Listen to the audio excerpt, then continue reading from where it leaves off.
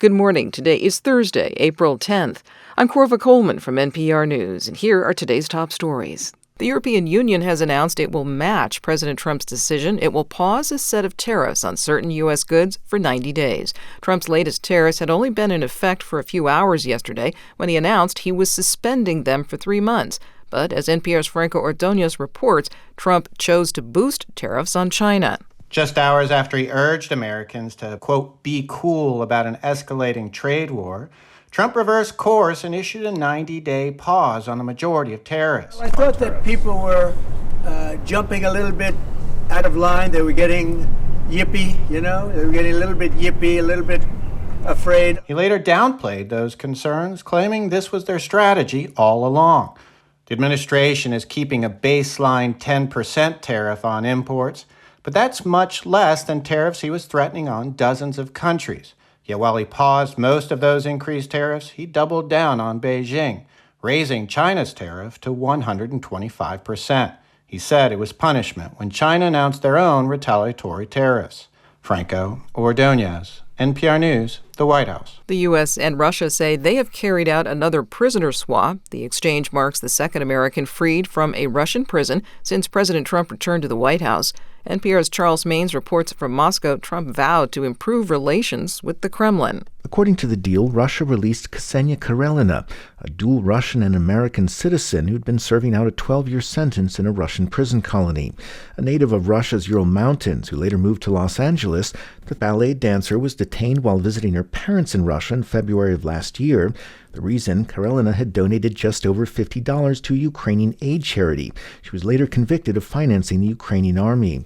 Under the exchange, Russia's FSB says the U.S. freed Arthur Petrov, a dual Russian-German citizen accused of illegally exporting military-grade electronics in violation of U.S. sanctions on Russia over its actions in Ukraine. Charles Maines, NPR News, Moscow. The family of an immigrant in Maryland who was forcibly deported to El Salvador by mistake is continuing to demand his release. The wife of Kilma Abrego Garcia joined members of the Hispanic caucus yesterday on Capitol Hill. Jennifer Vasquez Sura says her husband was abducted a month ago by the Trump administration. We're not going to give up hope to the Supreme Court justice. Do the right thing.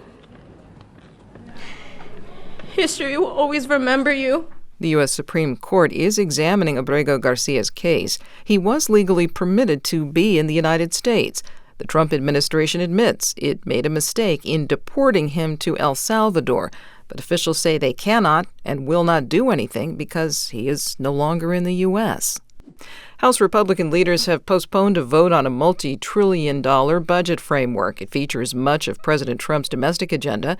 NPR's Barbara Sprunt reports several conservative Republicans oppose it. After more than an hour behind closed doors with more than a dozen members, House Speaker Mike Johnson said the House would not vote as planned in the evening on a signature measure for President Trump.